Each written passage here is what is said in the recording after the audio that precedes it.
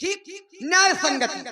आपने कहा कि न तुम्हारे जी हैं सब राजा, तो यहाँ तो राजाओं का दोष भी नहीं है, और जहाँ दोष होता है वहां मारना उचित है, और जहाँ दोष नहीं है वहां मारना उचित नहीं है। जैसे दक्ष जी के यज्ञ में वीरभद्र ने जब दंडित किया था तो उनका अपराध था, उन्होंने दंडित किया था। यहाँ राजाओं का क्या अपराध है? यहाँ राजाओं का क्या अपराध है? राजाओं का अपराध हो तो कोई प्रमाण दो, कोई अपराध नहीं है राजाओं का। और फिर राजाओं की दो टूटियां हैं, एक है दुष्ट राजा और एक है साधु राजा। बाबा तुम दुष्ट राजाओं का मारो, खूब मारो, इसीलिए आप आए भी हैं, तो दुष्ट राजाओं को मारो, हमसे कोई लेना देना नहीं है। लेकिन साधु राजाओं, यदि आप साधु राजाओं को मारेंगे तो आप ही विचार करें, ये आप धर्म करेंगे या अधर्म करेंगे? यदि आप साधु राजाओं को मारेंगे तो ये अधर्म करेंगे कि ये धर्म करेंगे? अब देखिए, आप कह रहे हैं कि कर्म, ये उनका अपना अपना कर्म था, ये उनका अपना अपना कर्म था, और कर्म के अनुसार उन्होंने प्रणाम किया और उनको फल भी प्राप्त हो जाएगा, क्योंकि प्रणाम करना तो प्रणाम व्यक्ति करता है तो आशीर्वाद दें चाहे न दें, लेकिन प्राप्त हो जाता है। प्रणाम करने से ही व्यक्ति को आशीर्वाद प्राप्त हो जाता है। देखिए, राजाओं ने प्रणाम किया तो हमने कहा था जो शरण में आ जाता है उसको मारने से पाप लगता है, और प्रणाम करना तो ये शरण में ही आना है। और जैसे यदि आप ये मन में विचार रखे हैं कि राजाओं ने अपराध किया है, तो हमारे आचार्य जन कहते हैं ब्राह्मण तो ऐसे होते हैं, चाहे व्यक्ति जितने पाप किए हो, लेकिन ब्राह्मण के शरण में चला जाए, एक बार शरणागत हो जाए, एक बार प्रणाम कर ले, तो चाहे जितने अपराध हो सब क्षम्य हो जाते हैं, सब क्षम्य हो जाते हैं। क्योंकि ब्राह्मणों को प्रणाम करो प्रसन्न, ब्राह्मणों को प्रणाम करते ही वो प्रसन्न हो जाता है। और यदि अपराध किया है राजाओं ने तो फिर उनके अपराध क्षम हो जाना चाहिए, आपको ये घोषणा ही नहीं करना चाहिए। ठीक, अब यदि आप कर्म जोड़ रहे हैं तो कर्म फिर हम धनुष तोड़ने वाले के ऊपर भी जोड़ सकते हैं कि धनुष तोड़ने वाले ने कर्म किया है, धनुष तोड़ने वाले ने कर्म किया है, तो कर्म के अनुसार उसको फल भी प्राप्त हो जाएगा। यदि धनुष तोड़ने वाले ने कर्म किया है, क्योंकि कर्म प्रधान है, कर्म प्रधान विश्व करी राखा, जो जस करिए तो तस फल। यदि धनुष तोड़ने वाले ने कर्म किया है, अब अच्छा किया है कि बुरा किया है, ये उसको समयानुसार परिणाम प्राप्त हो जाएगा, क्योंकि फल देने वाले ही ईश्वर, फल देने वाला है परमात्मा, तो परमात्मा समयानुसार उसको फल। तुम काहे 3-5 कर रहे हो? यदि उसने गलत कार्य किया है तो उसको समयानुसार फल प्राप्त हो जाएगा। यदि कर्म के अनुसार आप कह रहे हैं, क्योंकि परमात्मा फल देते हैं तो शुभ और अशुभ कर्म अनुहारी, तो ईश देई फल हृदय विचारी। परमात्मा फल देते हैं तो परमात्मा भी विचार करके फल देते हैं, उचित अनुचित देख करके फल देते हैं। आइए, हमने कहा था कि आपने धनुष तोड़ने वाले से शत्रुता का संबंध बनाया है, तो एक बार विचार कर लेते हो। तो इन्होंने जोड़ा कि सहस्रबाहु, देखिए हमारा ये कथोपकथन नहीं था कि सहस्रबाहु सम, क्यों? हमने ये नहीं पूछा, हमने कहा कि धनुष तोड़ने वाले से जो आपने शत्रुता का संबंध बनाया है, इस कथोपकथन पर आपने विचार नहीं किया, और जिन्होंने विचार किया है तो उन्होंने धनुष तोड़ने वाले से शत्रुता का संबंध। आइए, मैं प्रमाण दे रहा हूं कि समय धनुष टूटा और धनुष की ध्वनि त्रैलोक में गई तो सभी लोगों ने सुना तो, लेकिन विचार किया, और जब विचार किया तो फिर धनुष तोड़ने वाले से शत्रुता का संबंध सुना। आपने भी था, आप विचार कर लेते हो, आप भी विचार कर लेते, सुना त्रैलोक ने। तो हमारे आचार्य जन कहते हैं सुर असुर मुनि कर कान तीन हैं और सकल विकल विचार किया, और जब विचार किया तो कोदंड खंडो अमुख तुलसी जयति वचन। जय जयकार करने लगे। देखिए विचार, उन्होंने विचार किया तो जय जयकार करने लगे। अब आपने भी सुना था, आप विचार कर ले तो कहीं अवसर सुन शिव धन भंगा। आपने सुना तो लेकिन विचार नहीं किया, और यदि विचार कर लिया होता तो फिर धनुष तोड़ने वाले से शत्रुता का संबंध।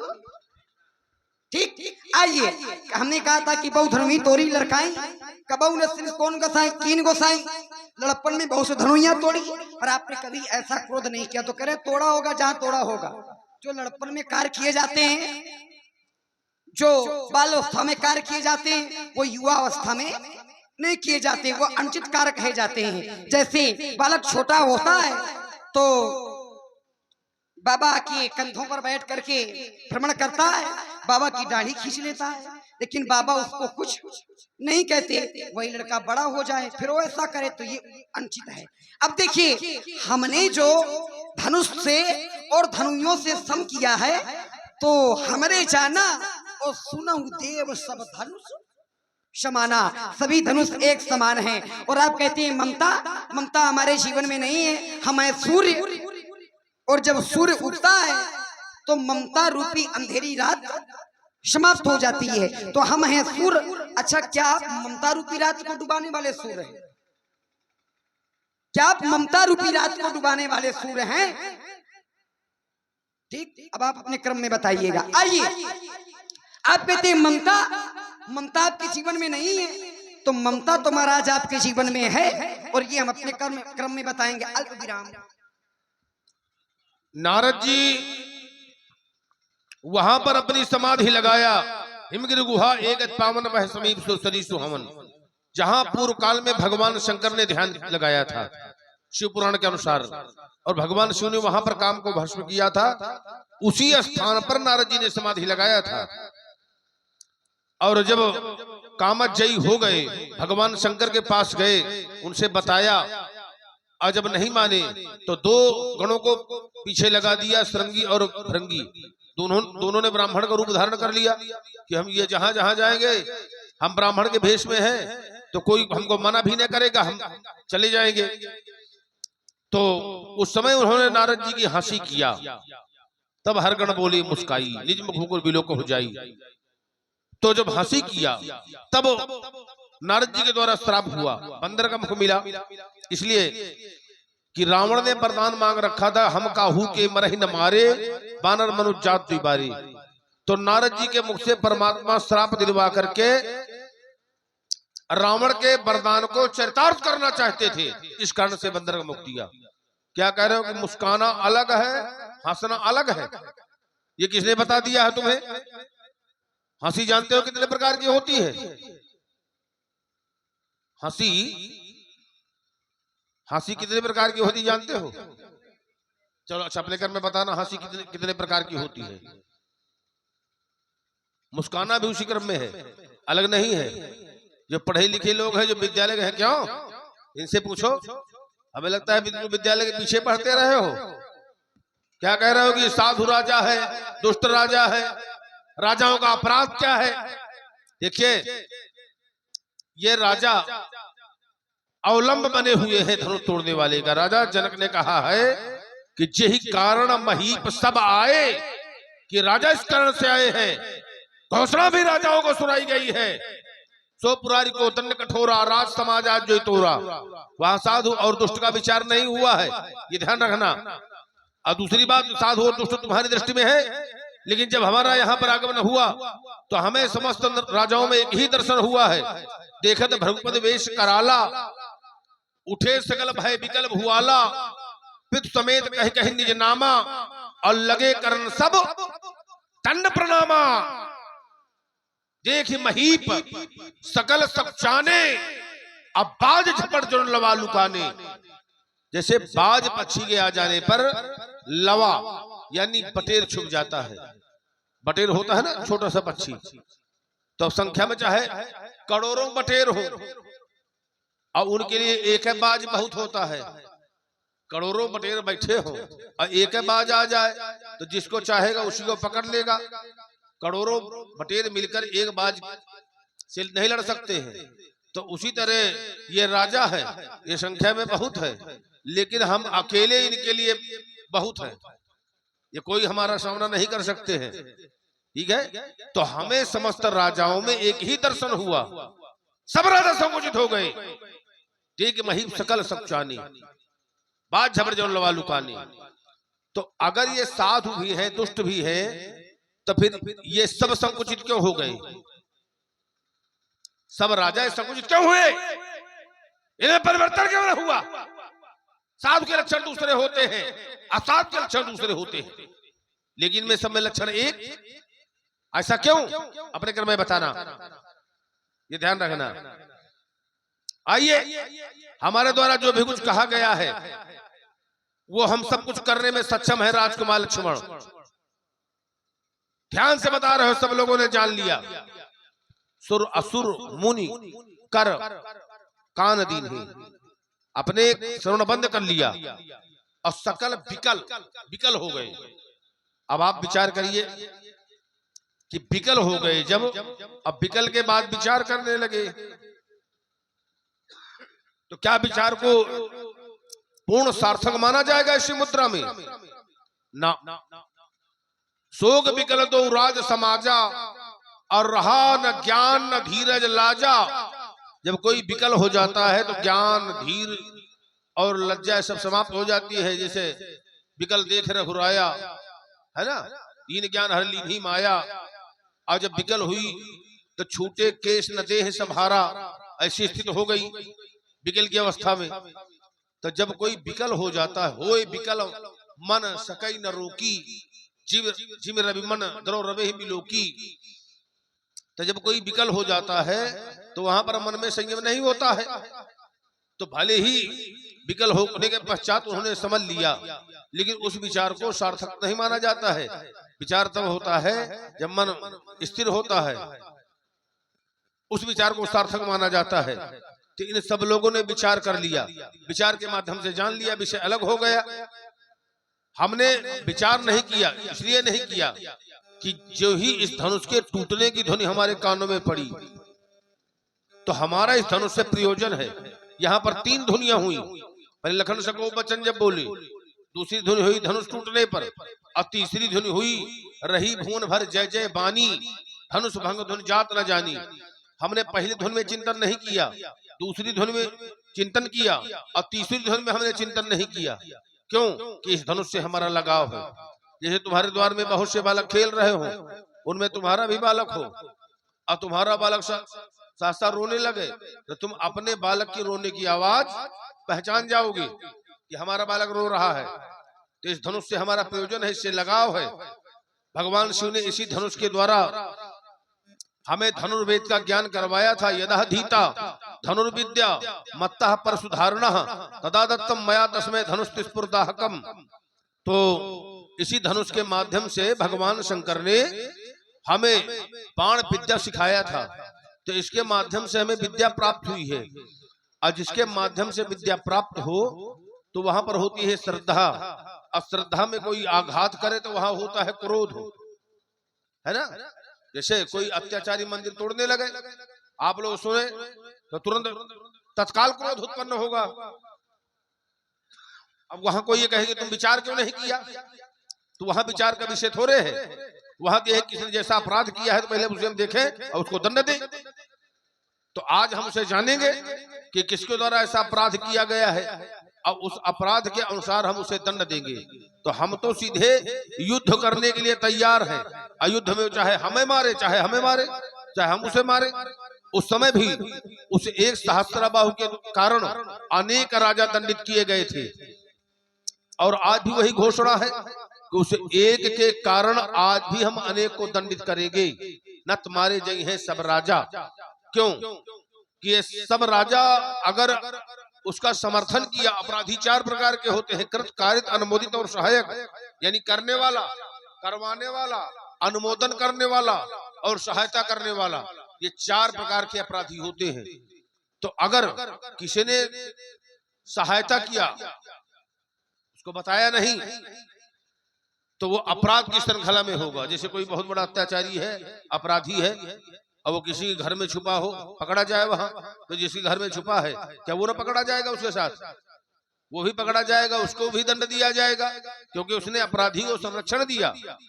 तो अगर अपराधियों को ही संरक्षण दे रहा है तो वो भी अपराध की श्रृंखला में होता है, उतने ही दंड का भागी माना जाता है। तो अगर इन लोगों ने ऐसा किया तब हम इनको दंड देंगे। हमारे बातों को पहले भली प्रकार से समझो। सो बिलगाए बिहार समाजा, जो ऐसा कर ले अलग हो जाए या अलग कर दिया जाए। अगर ऐसा नहीं किया गया तो फिर न तुम्हारे जय हैं सब राजा। यहाँ पर हमने विकल्प दिया है कि अगर ऐसा नहीं किया गया तो फिर हमारे द्वारा ऐसा किया जाएगा। यहाँ पर चिंतन करो राजकुमार लक्ष्मण। तो अगर ऐसा उन्होंने किया तो फिर तो अपराध होगा, और अगर अपराध होगा तो फिर हम दंड देंगे। हम तो बल का परीक्षण करेंगे। सुनि सरोस रघुनायक आए, अब बहुत भांत तीन आंख दिखाए, देख अमुक बल। हमारे द्वारा बल का परीक्षण किया जाएगा। हाँ, अयम ब्राह्मण अयम छात्रम, मुख में वेद पीठ में तर्कश। और हमारे द्वारा जब संहार शक्ति का आश्रय लिया गया है तब हमारा वर्चस्व बढ़ा है। कुरुक्षेत्र के समंत पंचक में हमने रक्त के 5 सरोवर भर दिया था। समंतक पंचकम क्षेत्रम युस्त्रियो विदितयः निक्षत्रियां महिम कुर्वन्न रामा शस्त्र भृतांबरः नृपाणो रुधिरो घृण पत्र चक्रे महाहृदान इजे च भगवन रामो पत्रा स्पष्टो अपि कर्मणा। यानी कुरुक्षेत्र के समंत पंचक में, कुरुक्षेत्र जानते हो कहां पर है, किस प्रदेश में? कुरुक्षेत्र धर्म क्षेत्रे कुरुक्षेत्रे संवेता उत्सव माम का पांडवश्च किम कुर्वन्त संजय। किस प्रदेश में जानते हो कुरुक्षेत्र? नहीं जानते हो? हासे है नाम, हासे इधर पड़ेगा हासे। तो नेक्षत्र्याम महिम कुर्वन्न रामा शस्त्र भृतांबरः नृपाणो रुधिरो पत्र चक्रे महाहृदान इजे च भगवन रामो पत्रा स्पष्टो विकर्मणा। यानी जिस प्रकार से कमल का पुष्प सरोवर में रहता है लेकिन जल से लिप्त नहीं होता, ठीक उसी प्रकार परशुराम जी कर्म बंधन में नहीं बन सकते हैं। निराशीर चित्तात्मा त्याग सर्व परिग्रह शरीरम केवलम कर्म कुर्वन् प्राप किल्बसम। जब योगी के समस्त कर्म ज्ञान रूपी अग्नि में भस्म हो जाते हैं, समस्त भोगों से निष्प्रह हो जाता है, समस्त आशाओं से रहित हो जाता है, तो वो कर्म करता हुआ भी कर्म के रहस्य में नहीं बनता है। तो हम कर्म के रहस्य में बंधने वाले नहीं है राजकुमार, ये ध्यान रखना। कर्म शुभाशुभ तुम्हें न बाधा, कर्म बंधन में हम बंधने वाले नहीं है। पत्रा स्पष्टो विकर्मणा, हमारे जितने भी कर्म हैं अधोम होने वाले नहीं हैं, सब ऊर्ध्वगामी हमारे कर्म हैं। जो भी कर्म हमारे हैं तो अधो को जाने वाले नहीं है, ऊर्ध्व को जाने वाले कर्म हैं। आज जब व्यक्ति के जितने कर्म है ऊर्ध्वगामी कर्म होने लगते हैं, अपने लिए नहीं, अपने जो समाज के लिए, संसार के लिए, तो उनका उद्धार हो जाता है, उन्हें भी कोई पाप दोष नहीं लगता है। तो हमने जो भी कुछ किया है अपने लिए नहीं किया, समाज के लिए किया है, संसार के लिए किया है। ब्रह्मपुत्र नदी को ब्रह्म कुंड से काट काट करके हमने ब्रह्मपुत्र नदी को प्रवाहित करवाया। तो क्या अपने लिए हमने किया? समाज के लिए हमने किया। तो हमारा जीवन समाज के लिए है, अपने लिए नहीं होता। और कार्य वो सर्वोपरि माना जाता है जिसमें धर्म के सहित सबका हित हो। महाराज अब कीजिए सोई, और सबकर धर्म सहित हित होई। जहां धर्म के सहित सबका हित हो। और क्या इस धनुष के टूटने में धर्म के सहित सबका हित हुआ है? बिल्कुल नहीं। इस धनुष का एक प्रभाव था कि जिस देश में होगा उस देश को कोई पराजित नहीं कर सकता है। और एक बात और बता दें आप लोगों को, टूटा हुआ एक खंड आज भी नेपाल में पड़ा है, समझ रहे हो? अब देख भी सकते हैं आप। अब वही एक ऐसा स्थान है कि जो ना आज तक परतंत्र हुआ है, ना है और ना भविष्य में हो सकता है। तो अगर ये धनुष अखंड होता तो फिर भारत अखंड होता, मलेच्छों का अत्याचार न बढ़ता, विधर्मियों के द्वारा सनातन धर्म वालों को इतना प्रताड़ित न किया जाता। तो हम तो इसका भूत भी देख रहे, अतीत भी देख रहे हैं कि इसके द्वारा त्रिपुर दैत्य मारे गए, जो अत्याचार की पराकाष्ठा लांग गए थे। और इसका हम भविष्य भी देख रहे हैं, और तुम केवल वर्तमाने देख रहे हो कि टूट गया, बड़ा अच्छा हो गया। चलिए, टूट गया। विश्व में किसी में सामर्थ्य है कि इसके समान का दूसरा कोई धनुष बनवा सके? क्योंकि यह है विज्ञान, पर विज्ञान कठिन को दंडा, श्रेष्ठ विज्ञान। अब विज्ञान को परमात्मा ने स्वयं कहा है कि सब मम प्रिय सम्मम उपजाए, सबते अधिक मनुज मोहि भाए, तिरमह द्विजमह सुत भारी सुधारी, तिरमह निगम धर्म अनुसारी, तिरमा पुनि विरक्त पुनि ज्ञानी, अज्ञानी ते अति प्रिय विज्ञानी। ज्ञानी से मुझे विज्ञानी अधिक प्रिय है। तो ये सर्वोपरि विज्ञान है। तो जो परमात्मा के द्वारा प्रिय है, पोषित है, तो क्या उसको तोड़ना चाहिए? अल्प विराम। आइए अपना अपना